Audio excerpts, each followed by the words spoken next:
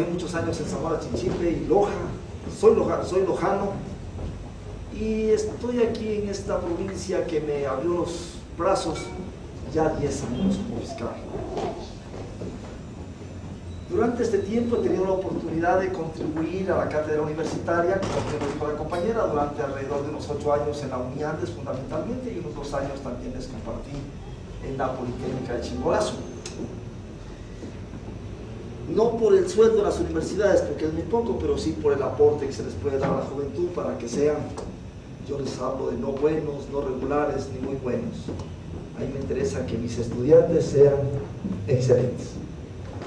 Yo siempre les digo que antes de lo que es el ordinario, tenemos que anteponerle una palabra que se llama extra. Y me interesa que todos mis alumnos profesionales sean extraordinarios. Y así llevo yo mi cátedra en la universidad, pensando en que cada día sean mejores estos estudiantes y sean excelentes profesionales. Evidentemente, trabajo en la Fiscalía y ese espacio me ha dado la oportunidad para estar de cerca en investigación criminal. Estar de cerca investigando muchos casos, cientos de casos, ¿por qué no decir los miles de casos en el lapso de los 10 años, 3 meses más o menos que estoy como fiscal? Y tengo que estar cumpliendo el rol de fiscal en todas las etapas del proceso penal. Es decir, desde la fase de investigación previa, la instrucción fiscal, estar antes de la fase intermedia, hoy audiencia evaluatoria y preparatoria de juicio. Ustedes conocen muy bien, imagino que la mayoría son estudiantes de Derecho. Perfecto. Como estudiante de Derecho conocen bien. Y he tenido que fundamentar el dictamen cuando es acusatorio y estar en la audiencia de juicio, igualmente defendiendo la tesis de la investigación fiscal, defendiendo en ese caso como corresponde a la sociedad, y luego de eso hasta el trabajo que nos toca hacer, llegar a la fase de la impugnación, que ya no es etapa que ustedes conocen bien, ahora es un derecho que existe a la persona de recurrir del fallo cuando ese fallo no está dentro de nuestras expectativas, cuando ese fallo no cumple los requisitos y las pretensiones que nosotros hemos hecho durante todo ese proceso hasta llegar a tribunales. Tenemos que fundamentar en las salas ante 3 jueces de las Cortes, en este caso provincial de justicia, y lógicamente de ahí, si hay alguna, todavía pueden recurrir a Corte Nacional de Justicia, ya no vamos nosotros hacia allá. Pero sí tenemos que fundamentar el recurso de casación cuando lo presenta Fiscalía, porque ustedes saben que cuando ese recurso no está bien planteado, no cumple los requisitos legales, no pasa simplemente a la sala de admisión y automáticamente regresará al juzgado de origen o al tribunal de origen para que se ejecutoríe la sentencia correspondiente. Esa es la labor que vengo cumpliendo y la vengo cumpliendo durante estos últimos 10 años. En delincuencia organizada 8 años y unos meses más, en cantones 1 año, en tránsito alrededor de 11 meses, y estoy actualmente como fiscal de delitos contra la administración pública durante ya 7 meses. Eso conlleva que me pueda parar en este momento y con propiedad decirles lo que realmente hacemos y cuál es el rol que nos dice la Constitución de la República del Ecuador en el artículo 195. Es decir, el fiscal está investido del poder constitucional para investigar, para actuar en derecho, llevar el caso a juzgados y tribunales, defender las actuaciones en cada uno de los momentos procesales que les había dicho. Si el fiscal no acusa, y si hay una instrucción fiscal, va a haber que emitir un dictamen de carácter abstentivo y seguir las reglas que dice el Código Orgánico Integral Penal a partir del artículo 600, que corresponde a la audiencia evaluatoria y preparatoria del juicio. Si el fiscal acusa, remite un oficio al juez correspondiente, al juez que se instaló, es decir, el juez que conoció y previno del conocimiento de la causa, para que señale día y hora para la audiencia correspondiente, y ahí tenemos que dictaminar, y también ahí en esa audiencia vamos a anunciar la prueba, en esa audiencia vamos a pedir exclusión de prueba, es decir, lo que realmente lo que se actuó fuera del marco legal, ya que la Constitución le dice que las pruebas obtenidas de indebida forma no tendrán eficacia probatoria. En esa misma audiencia vamos a pedir que acuerdos reparatorios de haberlos, mejor dicho, no, acuerdos probatorios, perdón, de haberlos, y lógicamente pues que eso ya es un convenio entre las partes. Bien, pero ¿qué nos dice el Código Orgánico Integral Penal? Cuando nosotros ya nos remontamos a la Carta Constitucional y estamos investidos por la norma constitucional. Es una foto de uno de los juicios más emblemáticos que tuvo Riobamba, que es el caso Hermosa, relacionado a un enriquecimiento privado no justificado, y luego se probó que hubo lavado de activos y seguimos un proceso de lavado de activos, y de ahí nació mi inspiración para escribir, creo que es el quinto o sexto libro relacionado a, en este caso, a lavado de activos. Y era una reunión con fiscales de Pichincha para hacer las incautaciones de algunas propiedades, que ese caso más o menos es de 180 millones de dólares que están en bueno, continuemos. Entonces, el Código Orgánico Integral Penal está en tercer lugar dentro de la nomenclatura del 425 de la orden jerárquico de la Constitución, porque primero en el Ecuador tenemos la Carta Constitucional, en segundo lugar tenemos los tratados y convenios internacionales que ustedes saben de memoria, y en tercer lugar tenemos las leyes orgánicas. En este momento nos vamos a centrar a esta ley orgánica, que es el Código Orgánico Integral Penal, que reunió todas las leyes que estaban dispersas dentro del marco penal o dentro de los marcos legales que tenían que ver con alguna sanción, y se hizo un solo cuerpo. Entonces, en el artículo 442 ya le da en este caso el asambleísta el rol a la fiscalía como tal. Bajémosle un poquito para que sea la fiscalía, sigamos, para que sea la fiscalía, ahí está, un poquito más. Bueno, el 442 no está, bueno, pero van a estar esa la pantalla para que ustedes puedan visibilizar.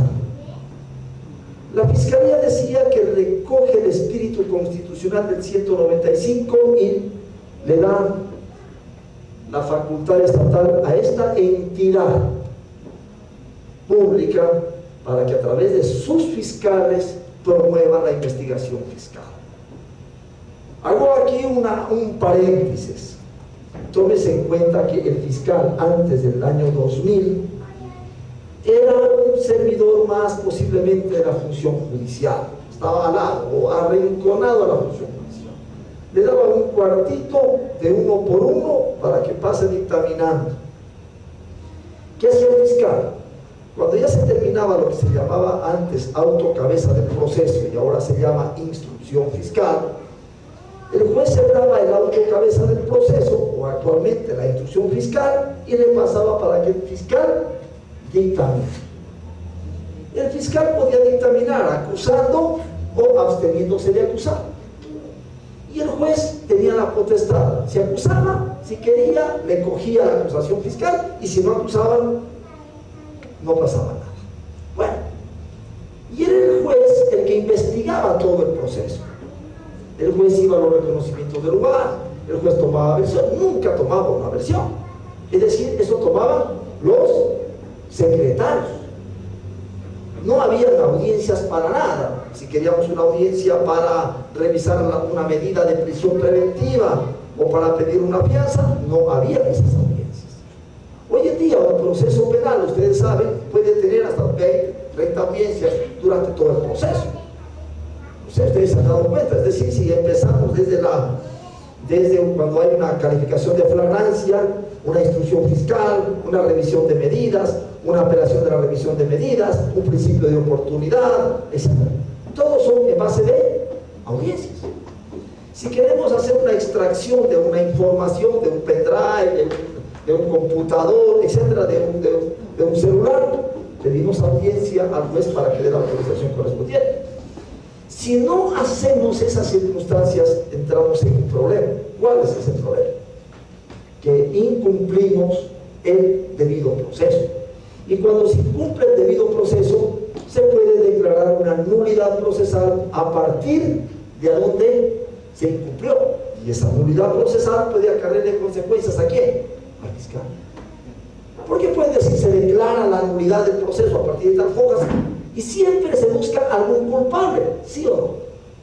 Se dice a costa de el fiscal. Por eso que la audiencia preparatoria y evaluatoria de juicio es tan importante en la ejecución de pruebas y pedir la exclusión de algo que se hizo mal. Pero si lo vamos a pedir es porque hayamos ya revisado el proceso, nos empapamos del proceso, leímos bien, ya sacamos las copias, ya tenemos todo listo y ahora sí vamos bien preparados a una audiencia. A una audiencia no podemos ir a pescar o a ver qué pasa o a ver qué digo o a ver qué hago. La experiencia ya nos da algunas cosas a nosotros, la experiencia, pero son años. Yo tengo en esto 25 años. Les digo que tenía tribunales de todo y lógicamente que hay que poner la marca también. Ahí le digo, ¿por qué? Porque tenemos que nosotros fundamentar de legal y debida forma nuestras actuaciones, que de tal manera los jueces acojan las pretensiones fiscales. ¿Cuáles son? Si acusamos, pues lógicamente de emitir una sentencia condenatoria. Caso contrario, van a decir el fiscal no fundamentó y al ciudadano le otorgamos la confirmación de inocencia. Es decir, el peso que tiene el fiscal, por eso digo, el rol del fiscal es bastante fuerte en una investigación, muy fuerte. ¿Por qué? Porque en sus espaldas radica todo el peso de que ver si prueba ese nexo causal, que ustedes tal vez lo sepan, es decir, entre la relación del hecho con el sospechoso primero, luego procesado. Ya no tenemos esas nomenclaturas de sospechoso, de procesado, de imputado. Ahora todos a partir de la instrucción fiscal son procesados. Bien, entonces el artículo 442 que le da el poder estatal luego de la Carta Constitucional a la Fiscalía para que a través de los señores fiscales vayan a las audiencias a sustentar sus actuaciones. Y ahí viene el 443, perdón. ¿Cuáles son las atribuciones de la Fiscalía? Es decir, el mismo marco legal ya nos dice cuáles son sus atribuciones. Nosotros no nos podemos salir de las atribuciones de la Fiscalía. Y cuando cometemos un error, porque muchas de las veces nosotros trabajamos conjuntamente con la policía, que es el órgano auxiliar para la investigación, y lógicamente que la Fiscalía nos va a ayudar en muchos casos a detectar un delito, a hacer un parte, inicia un proceso legal por ahí. Tiene que ir el policía a sustentar su parte en las audiencias. Tiene que ir el policía a decir cómo fueron los seguimientos y vigilancias que se le hacían a un ciudadano que supuestamente estaba distribuyendo drogas para poder llegar a pedir un orden de allanamiento ante el juez. Y si encontramos lógicamente la droga, sustentar de que esa droga fue encontrada en ese departamento. Pero si el policía me dice, doctor, entremos nomás, y me convence, y entré a un domicilio sin orden de autoridad competente, no había delito flagrante, ¿qué pasaría con esa actuación? Es una actuación ilegal e inconstitucional. Esas personas me pueden seguir un proceso, tanto al fiscal como a los señores policías, de violación de domicilio. ¿Qué pasa si a una persona se le siembra un delito? y el policía hizo un operativo, no le encontró nada, pero se sacó de la mochila y le puso unas 2 puntitas y dice, ya, señor fiscal, aquí está, le encontré esto. Imagínese hacer condenar a una persona que no tenía ese rato la droga y que no se le encontró, en este caso, el indicio que luego se transformaría en un elemento después de ser desperdiciado. Y en base a eso posiblemente sea sentenciado. Esas cosas no se pueden hacer. Entonces el fiscal, cuando va a un allanamiento, tiene que lógicamente tener las órdenes correspondientes. De ser el caso, tiene que tenerlas, porque si vamos a pedir, vamos a ver que supuestamente hay armas, o supuestamente hay drogas, o supuestamente hay artículos que tienen que ver con receptaciones, que son los que se llamaban artículos prohibidos o de dudosa procedencia. Hoy el código determina como receptación. Para todas esas cosas nos dice la ley que tiene que pedir autorización judicial. ¿Por qué me meto a estas circunstancias? Me meto porque luego vamos a tener esos indicios que encontramos, esa droga que encontramos, esa arma que encontramos, esos televisores que encontramos, para luego hacerles ¿qué? La experticia correspondiente. Es decir, los llevo en cadena de custodia y lógicamente tengo que cumplir con el protocolo de cadena de custodia. Si no cumplo el protocolo de cadena de custodia, ¿qué me va a decir el abogado en la audiencia? Me va a pedir la nulidad de ese allanamiento, o la nulidad, mejor dicho, de esa experticia primero. Si el allanamiento fue sin orden, me va a decir la nulidad de ese allanamiento. Posiblemente lo vayan a investigar al fiscal en el Consejo de la Judicatura y le van a decir, usted incumplió la normativa, usted no cumplió la debida diligencia, que es un principio constitucional, y puede ser inclusive destituido del cargo. Miren, si nosotros estamos en esto por algunos años, también hemos tenido sumarios. La mayoría de los sumarios, a veces por denuncias infundadas, pero los hemos sabido sobrellevar. Porque si a alguien no le gustó a alguna intervención, o de pronto alguien fue detenido, se van a inventar cualquier cosa. Y van a decir, lo pegaron, lo patearon, etcétera, etcétera. O lo detuvieron fuera de la casa cuando no tenía nada. Lo llevaron adentro de la casa y en ese momento ahí sí, dijeron que está la droga y está detenido. Todo eso nos pueden decir las personas. Porque vamos a ver de 2 tipos de abogados. El abogado que trabaja en base a la denuncia, tratando de hacer daño al funcionario, que es el abogado malo, es el abogado pésimo, es el abogado que posiblemente no estudió bien en la universidad. Y el otro abogado va a ir a la audiencia y va a apuntalar su defensa ¿en qué? En sus fundamentos legales de descargo. Ya no por la denuncia que me tumba el juez, que me lo tumba el secretario, que me lo tumba el fiscal. Ese es un abogado pésimo. Es un abogado que de pronto no se lanza a revisar bien las inconsistencias del proceso, en qué falló la secretaria o en qué falló el secretario, porque el fiscal no hace todo, pues tiene un equipo. Y les pongo un ejemplo. Estamos 31 de diciembre de 2018 y entramos al 1 de enero del 2019, 2 de enero del 2019, ya tenemos trabajo, ¿no es cierto? Las personas siguen como 1 año, 365 días se clavó en nuestra mente el año 2018, posiblemente el 2 de enero del 2019 hacemos la posesión de un perito.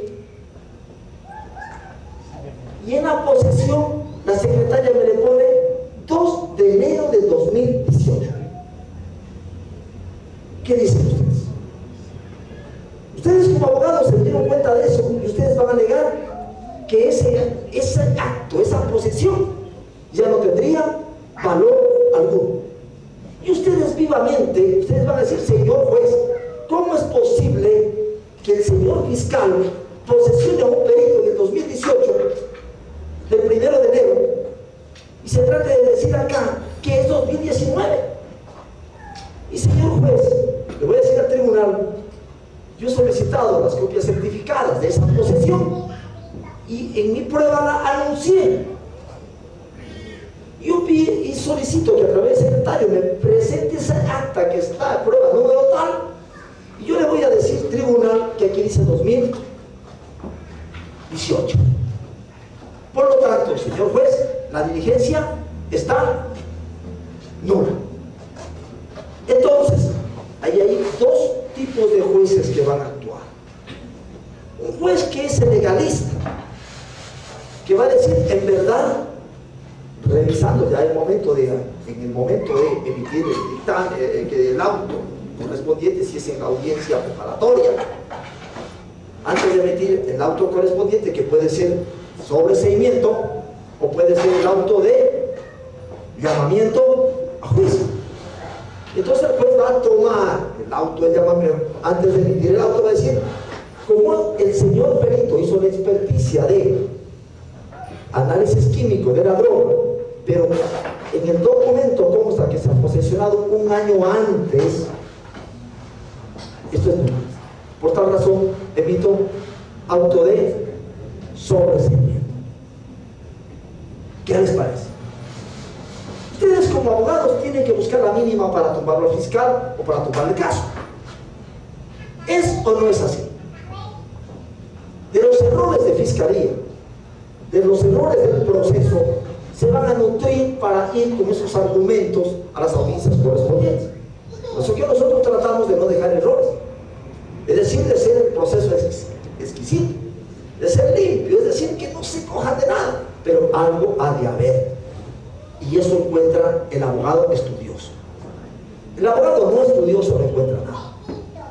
El abogado no estudioso coge la carpeta, se pega la carrera, coge el código, llega a la audiencia, se sienta y dice, ¿y de qué es el juicio? Ni sabe de qué era el juicio. Así de fácil. El abogado estudioso va a tener esto, porque va a ganar el juicio de los errores que se cometió posiblemente en fiscalía, porque fiscalía es el que tenía el peso de la investigación. Y en materia de drogas, no va a haber acusador particular aparte. ¿Por qué Procuraduría, que es la entidad estatal para que acuse, no va a acusar? La Procuraduría va a acusar en unos casos emblemáticos, en unos casos sonados, en los casos que están en la televisión, en los casos que tienen que ver con un juicio por decir algo, que está un ministro de por medio y que hay unos cuantos millones de dólares. Ahí va a estar la Procuraduría. Pero cuando es por unos 20 gramos, 30 gramos, 40, 50 gramos de cocaína, heroína, morfina, LSD o marihuana, no, ni señalan domicilio judicial. Entonces, ¿quién sufre toda esa situación en la audiencia? Es el representante de la sociedad, que es fiscalía. Entonces, miren, todo se basa en el debido proceso. Por último, vamos al allanamiento, pero vamos al allanamiento y encontramos la droga. Esa droga fue experticiada y el perito químico me dice, como ahora estamos acostumbrados a control C y control V, sí o sí, todo es control C y control V. En los términos comunes es copy paste. Se incauta 20 fundas de plástico y dentro de ella una sustancia blanquecina. El policía antinarcóticos no me puede decir que es cocaína hasta ahí. Es una sustancia blanquecina. Cuando se le haga la prueba preliminar, va a decir ya que es una sustancia que dio a la prueba preliminar bajo el reactivo químico de Duquesnoy o Tanred, de acuerdo si es cocaína o si es marihuana. Me va a decir que dio para cocaína o dio para marihuana. Pero me dice una sustancia blanquecina, y el perito en criminalística de repente con el copy-paste me pone resultados, fragmentos vegetales verdes, que dio como resultado marihuana. Y ahí les voy a poner a ustedes dos circunstancias.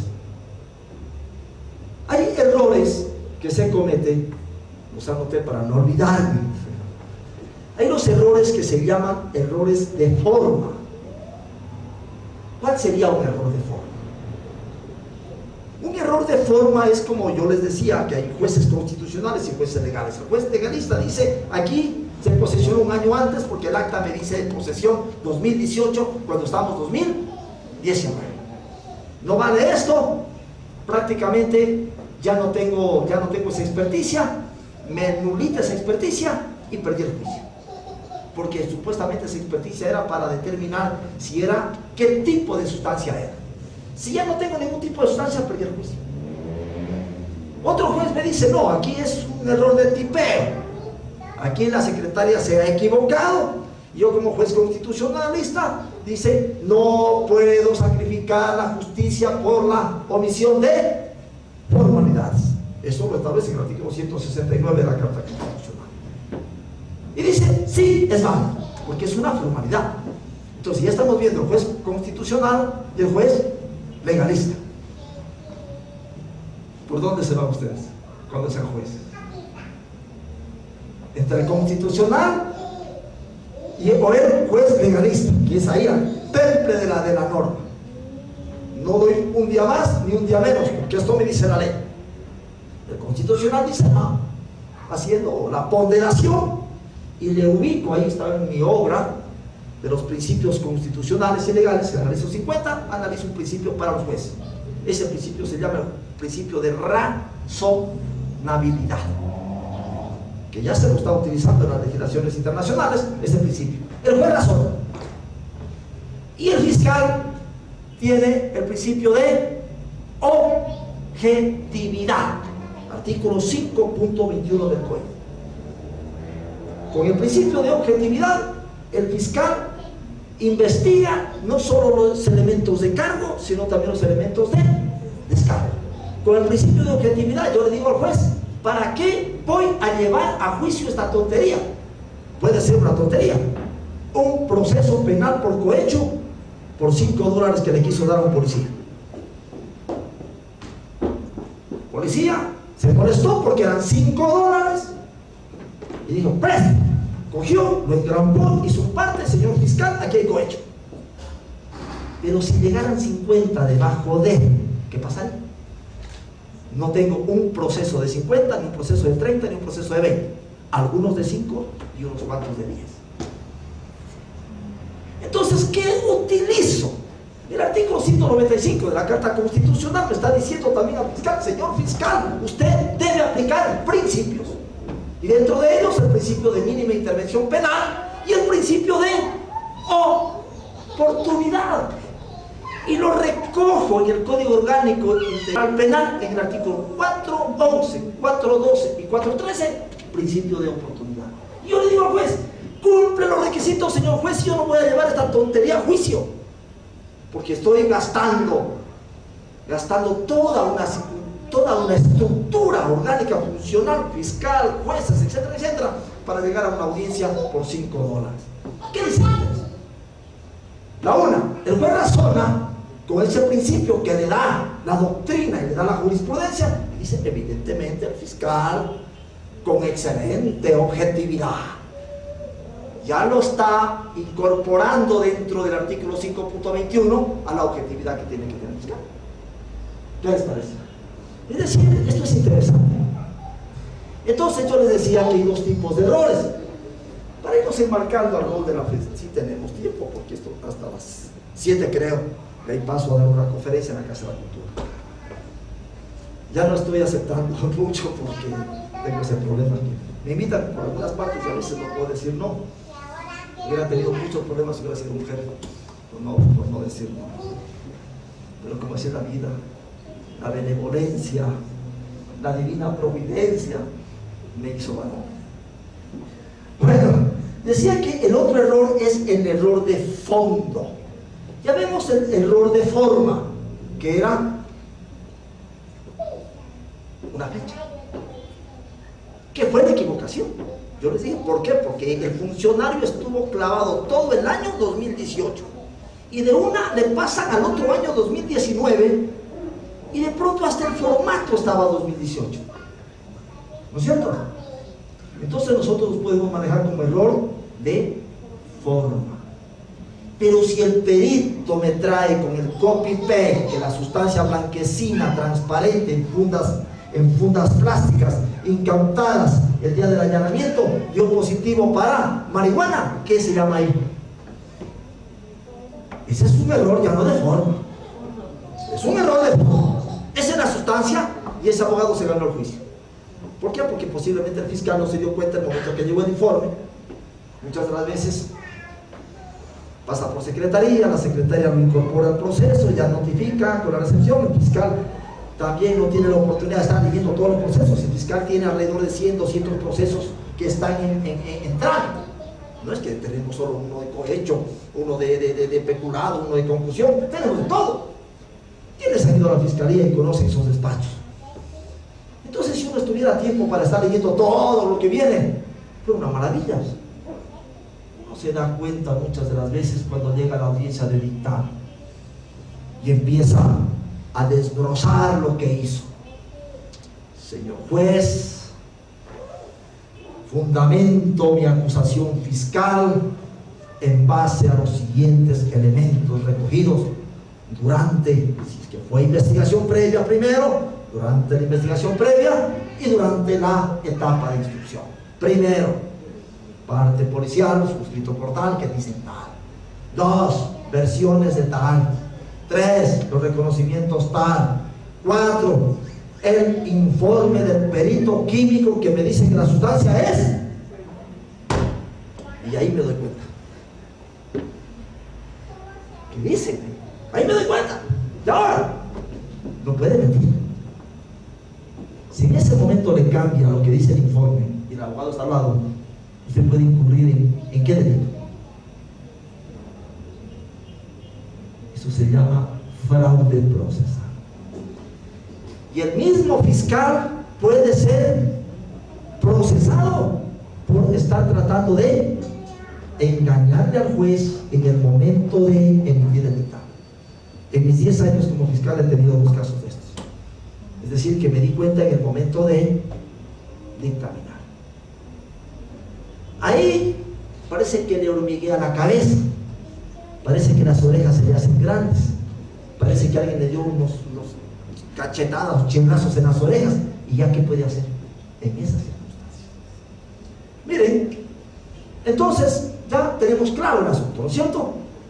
Los errores que pueden darse y lo importante que le estoy diciendo a ustedes, ¿a dónde lo estoy llevando?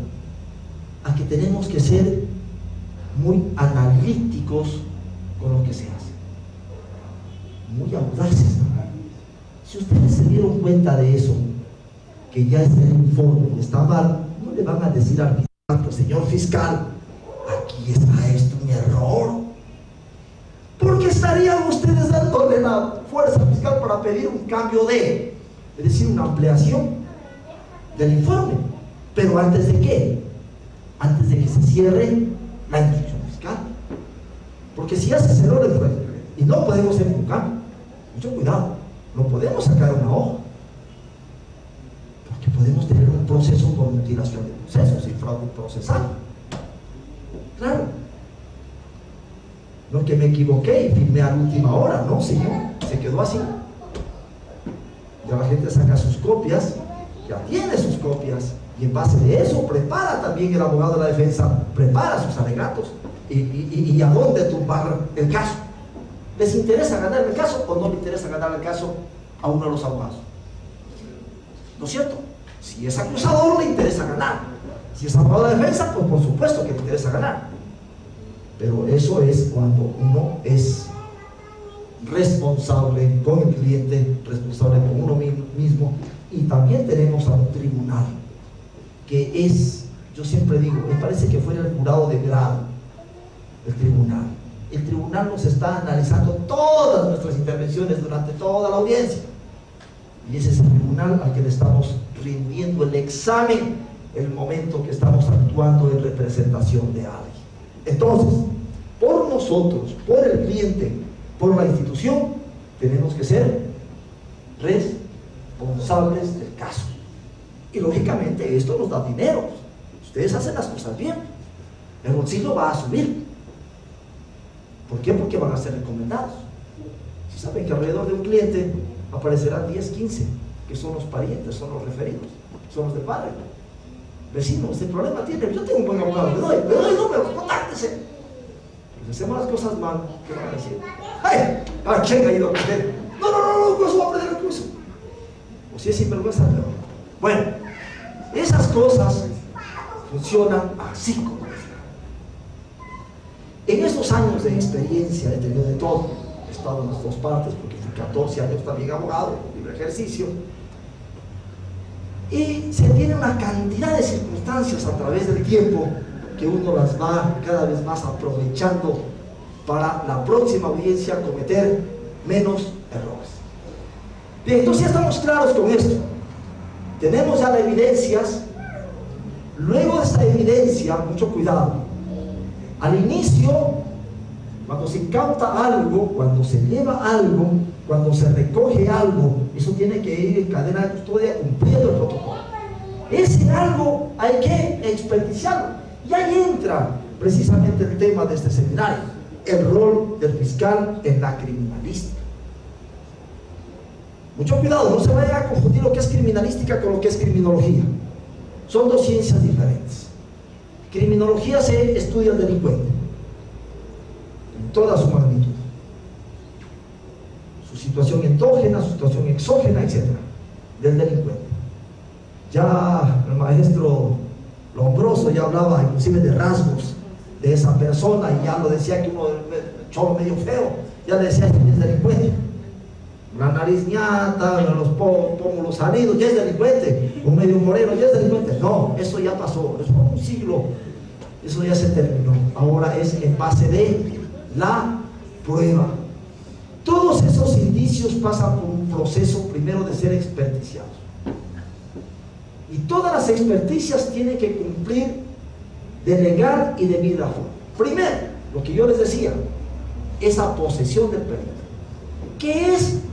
Que hay fiscales en otras partes que ya ni posesión, pero todavía nosotros mantenemos la posesión del perito porque se sobreentiende que hay que cumplir esa parte de que el perito llegue ante el fiscal y un acto medio solemne, el fiscal le dice: señor, esta es su responsabilidad y queda posesionado para hacer esta experticia.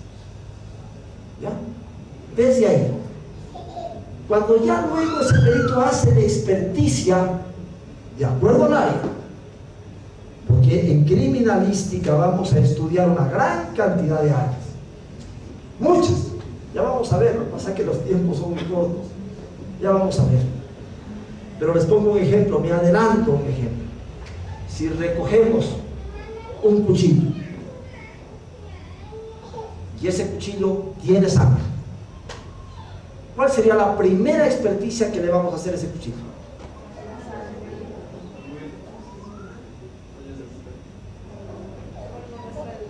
Primero, el reconocimiento de la evidencia.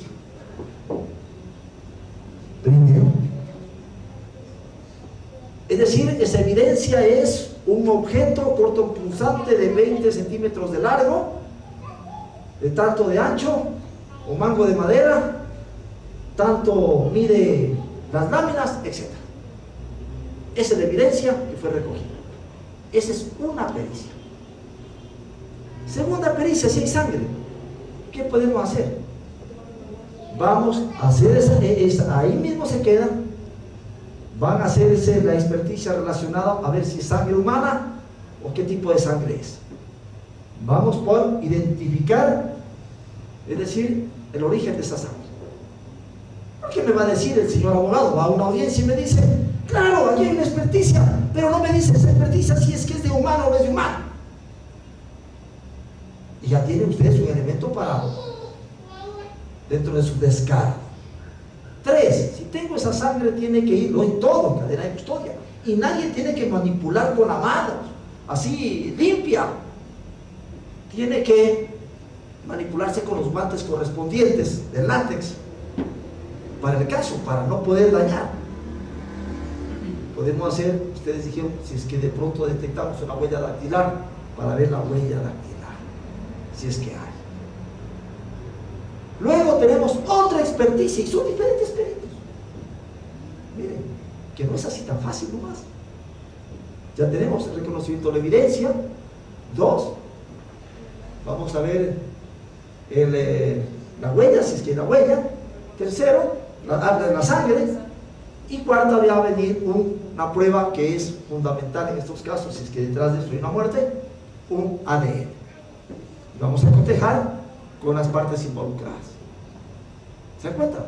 Es decir, de ese indicio salieron 4 experticias. ¿Y qué va reuniendo el fiscal? Porque el fiscal es el que sigue el proceso, va reuniendo ya elementos. Se acabó el indicio. Se acabó el indicio. El indicio se acabó en un momento que es experticial. Y ya se convierte en un elemento. ¿Estamos? Muy claros en eso, para que no vamos a decir, no vamos a ir con estos indicios y hablar en tribunales de indicios. No, señor, ya esto es un elemento. Bien, entonces ya vimos, lógicamente, pasemos. Vamos a ver, ahí, las atribuciones del fiscal. Las atribuciones del fiscal, lógicamente, que está en el artículo 444 del COI, y son algunas que recogen todo lo que se hace, lógicamente, ya en materia de criminología, mejor dicho, de criminalística, todo lo que es en materia de criminalística, lo que es las experticias. Lugares, la escena del delito, huellas, las armas, objetos e instrumentos con la intervención de personal del sistema especializado. ¿Cuál es el sistema especializado? Que era lo que es de la Policía Judicial, los que trabajan con lo que es aquí es ahora Policía Judicial, y los de drogas y otras áreas se unen todo al sistema especializado de medicinas forenses, etcétera, etcétera. Entonces, si tenemos, le decía, un lugar, por ahí posiblemente empieza el primer trabajo fiscal, lógicamente con el apoyo de la policía. Si tenemos un crimen, en ese momento llega criminalística al lugar de los hechos, para poder, y también lo llaman al fiscal, para que esté presente, por supuesto, y el fiscal tiene que ayudar a la policía y visualizar qué es lo que se puede recoger. Se acordó del lugar, hay países que le llaman escena del crimen, escena del delito, lugar de los hechos, aquí se llama como lugar de los hechos, etc. Lo primero que hace la policía ahí es una inspección ocular técnica, que eso hace criminalística.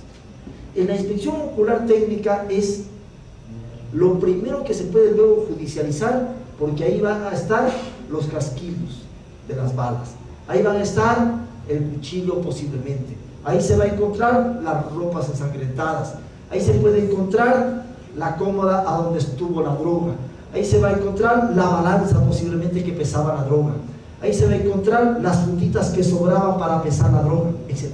Todo eso que hace el policía de criminalística, fija, ese se llama el término, fijar como indicio 1 hasta el indicio que sea, que puede ser 10, puede ser 20 indicios, pero tiene que fijarlo de tal manera. Ese informe o esa inspección ocular técnica no hace falta la posesión del perito como tal, eso hace directo. Ya hay bastante jurisprudencia sobre eso, porque eso actúa directamente la policía en el momento que se ocurrieron los hechos, mejor dicho, luego de que se ocurrieron los hechos, de manera inmediata. En materia de tránsito, tienen otros nombres, el informe tipo A, tipo C, tipo B, etc., que se lo van haciendo. Posteriormente a eso, se posesiona al perito para que haga el reconocimiento del lugar de los hechos. En muchos casos, el reconocimiento del lugar de los hechos es un formulario. En muchos casos. Por decirles algo, le pongo un ejemplo. Una notaría. Ahí supuestamente apareció un testamento adulterado. Posiblemente haya un delito que se llama falsificación ideológica. Le quitó a un beneficiario el nombre y se puso el abogado. Y la herencia era una cantidad interesante. Podemos irnos por un delito de falsificación ideológica que lamentablemente en nuestro código no la tienen bien tipificada, porque siempre se habla de una falsificación material. En lugar de los hechos es la notaría. ¿Qué más nos da la notaría? que ese protocolo de ese testamento está en esa notaría. Para de contar. Pero hay otros lugares que son fundamentales para determinar por dónde ingresó el individuo, a una violación, por decir algo. El individuo se ingresó por una ventana muy pequeña de la cocina, y ahí en la ventana se encontró la huella del zapato. El zapato luego lo pudimos recuperar y va en cadena de custodia. Y yo hago ahí el nexo causal entre el zapato, el lugar, etc. ¿Se ha visto Discovery? Investigación Discovery. Y los que tienen investigación Discovery, lean, para que vean. Es otro tipo de investigación, pero hay cosas muy interesantes. Dentro de las que aquí no se puede hacer es que lo hace declarar al sospechoso, como sea. Eso aquí en el Ecuador es prohibido, porque aquí se dice no hay que incriminar, nadie se puede incriminar, nadie, prohibido la incriminación. Pero los Estados Unidos tienen otra potestad para hacerlos incriminar. Hasta eso regáleme un poquito de este aparato. Bien. Entonces, en un caso de reconocimiento en lugar de los hechos, simplemente el logrado como fiscal que se introduzca un informe para decirle a los miembros del tribunal: el lugar existe, señores jueces, y está ubicado en las calles tal y Talecay y la otra calle a donde funciona la notaría tal, y dentro de la notaría hay un archivo, y eso también está dentro del informe. Con eso estamos ya yéndonos a probar lo que se denomina en derecho la materialidad. Porque hay dos cosas que ustedes van a hacer, los abogados me van a dar la razón, que nosotros en un juicio tenemos que probar dos cosas. La una es la materialidad y la otra es la responsabilidad. Materialidad: hay un muerto. ¿Cómo pruebo la materialidad? Con la autopsia. Hay muerto. Si no lo encontré al muerto y dicen que lo mataron, pero no aparece el muerto, no que lo aparecieron, ¿cómo pruebo la materialidad? Ya no tengo materialidad. Ahora, podemos irnos a la responsabilidad. Es decir, que alguien dice: sí, aquí el señor le dio un palazo, lo mató y después se lo subieron a la camioneta y ya no sé qué más hicieron. Tengo un testigo de esa naturaleza. Acuérdense del caso Restrepo. ¿Qué dice España? Sí, han leído esa sentencia de la CIDH, de la Corte Interamericana de Derechos Humanos. ¿Qué dice España, uno de los testigos? Al primer muchacho lo torturaron, tanto que lo torturaron, de repente se dieron cuenta que murió. Y luego al otro muchacho igual lo torturaron, pero se lo llevaron a otra sala. Y ese otro muchacho tenía asma, era un muchacho de 16 años y otro muchacho de 14. Son los dos que desaparecieron. ¿Qué dicen al otro muchacho? Le pusieron una funda en la cabeza porque querían, creo, sacarle alguna información. Querían sacarle alguna información, querían más o menos, como eran colombianos, querían que digan que posiblemente los parientes están metidos en un acto ilícito. O hay otra circunstancia para poderlos maltratar, torturar y matar.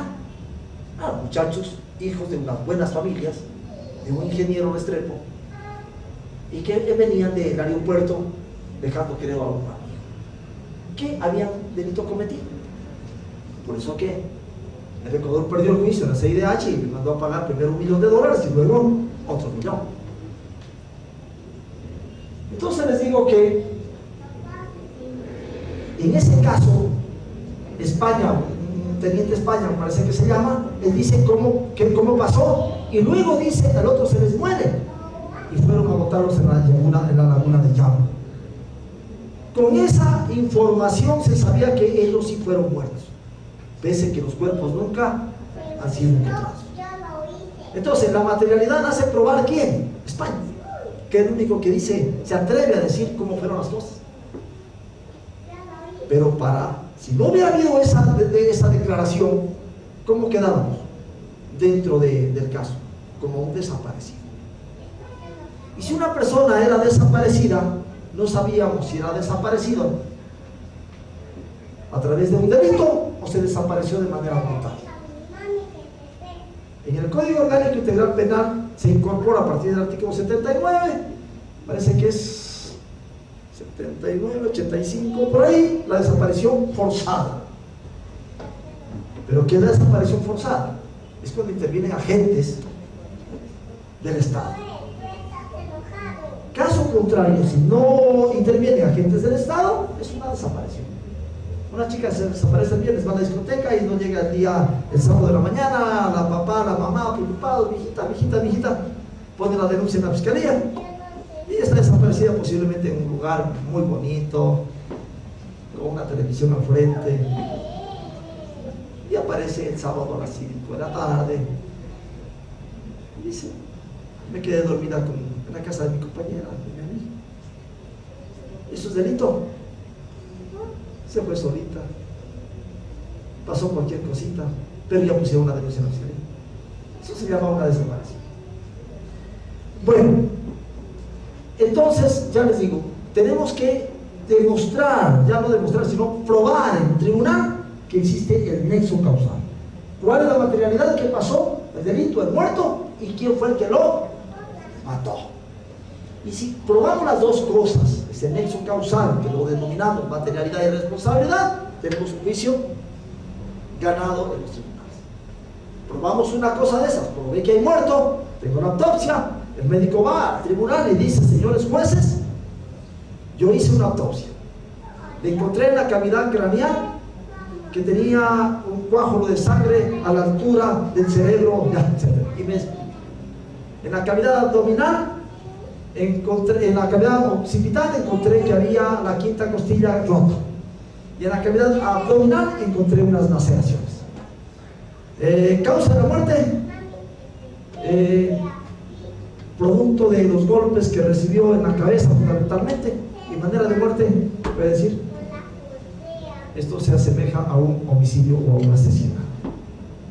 Hasta ahí ya tengo la materialidad. Eso me va a decir el perito, lógicamente con palabras más técnicas. Pero si no logro relacionar a quién fue el que le causó esas lesiones para que lo lleven a la muerte, ganarle juicio, no voy a ganar el juicio. Luego vamos a hacer, lógicamente, una gran cantidad, una gran cantidad de actos para poderlo anexar. Esa pericia del cuchillo, esa sangre del cuchillo, encontré una ropa por ahí en alguna casa que hizo un allanamiento, y esa ropa posiblemente había una pinta que se encontró en el pantalón, y ese pantalón lo llevé en cadena de custodia y le hice la experticia para el ADN y lo relaciono. ¿Se dan cuenta? Eso voy probando ya la responsabilidad en una violación. Las violaciones son, todos los delitos sexuales son delitos secretos, son delitos a cuerpo cerrado, no hay testigos. La mayoría de las violaciones son el infractor y la víctima. Lo fundamental en la violación, ¿qué es? El testimonio de la víctima. Pero como son delitos que los pueden arreglar, les pasa el dolor y les dan después unos $5,000, se arregla, tenemos que tomarles el testimonio anticipado rápido. Primero, parte policial o denuncia. 2, inmediatamente reconocimiento ginecológico con el perito. Señorita perito, señor perito, usted me recoge todo lo que pueda recoger de la víctima. Puede recogerme, puede haber algún tipo de sangre, puede recogerme si es que hay todavía de pronto esperma, puede recogerme de pronto si hay un esputo en alguna parte del cuerpo, porque la chica normalmente tiene que llegar ahí antes de bañarse, etcétera, etcétera. Todo eso va en cadena de custodia.